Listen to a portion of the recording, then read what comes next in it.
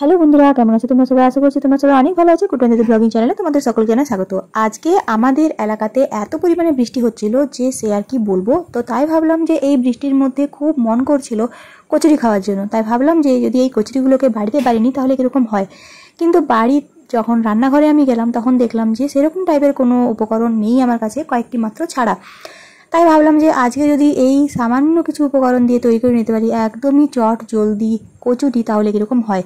তো এখানে প্রথমে দেখো আমি যেটা করেছিলাম, সামান্য পরিমাণে মুগ ডাল আমি ভিজিয়ে নিয়েছিলাম। এরপর এই মুগ ডাল যেটাকে আমি ভিজিয়ে রেখেছিলাম সেটাকে আমি খুব ভালো করে বেটে নেবো, সঙ্গে আদা এবং কাঁচা লঙ্কা দিয়ে। এখন দেখো আমি একটা গামলার মধ্যে নিয়ে নিয়েছি 1 কাপের মতো ময়দা। এরপর এতে আমি মিশিয়ে নেবো 1 চামচের মতো নুন এবং প্রায় 3 চামচের মতো সাদা তেল। এরপর এই পুরো মিশ্রণটাকে খুব ভালোভাবে আমি মেখে নেবো।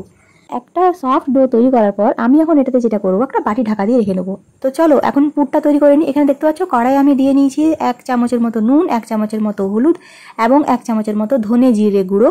এরপর আমি যেটা করব, যে আগের থেকে যেটা আমি বেটে রেখেছিলাম অর্থাৎ মুগ ডাল, তার সাথে 1 টুকরো কাঁচা লঙ্কা এবং 1 টুকরো আদা বাটা, এই দুটোকেই আমি কিন্তু খুব ভালো করে এই যে তেলের সাথে ছেড়ে নেবো এবং খুব ভালো করে আমি নাড়াচাড়া করে পুরটা তৈরি করে নেবো।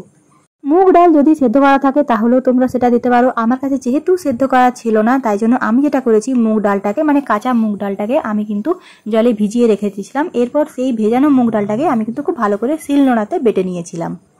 মুগ ডালের যে পুর সেটা কিন্তু রেডি হয়ে গেছে। এখন চলো এই প্রত্যেকটা কচুরিকে খুব সুন্দর করে তৈরি করে নিই। এখানে দেখতে পাচ্ছ ডোটাও কিন্তু অনেকটাই নরম হয়ে গেছে। এখন এখান থেকে আমি কিন্তু 4টে লেচি কেটে নেবো। ভালো করে হাত আমি পরিষ্কার করে নিয়েছি আর হাতে লাগিয়ে নিয়েছি সামান্য পরিমাণ তেল। এরপর দেখো এই যে লেচিগুলোকে আমি একটু ঘুরিয়ে ঘুরিয়ে একটু বড় বাটির মতো তৈরি করে নেবো। এরপর ভেতরে দিয়ে নেবো পুর। তারপর খুব ভালোভাবে কিন্তু মুড়ে নেবো যাতে পুরটা কোনো দিক থেকে বেরিয়ে না যায়। এরপর খুব ভালোভাবে আমি কিন্তু হাতের সাহায্যে একটুখানি প্যাড়ার মতো করে নেবো।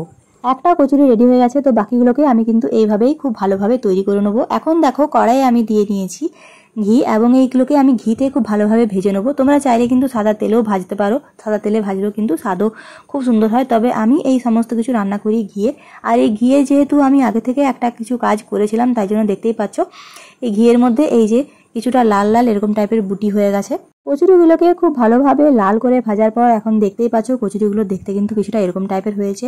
একদম স্বাদে কিন্তু হয়েছে অতুলনীয়। তো ঘরের সামান্য কাটা জিনিস দিয়ে আমি যে এভাবে একটা জিনিস বানিয়ে নিতে পারবো সেটা কিন্তু তোমরা না দেখলে একদমই বিশ্বাস করতে না।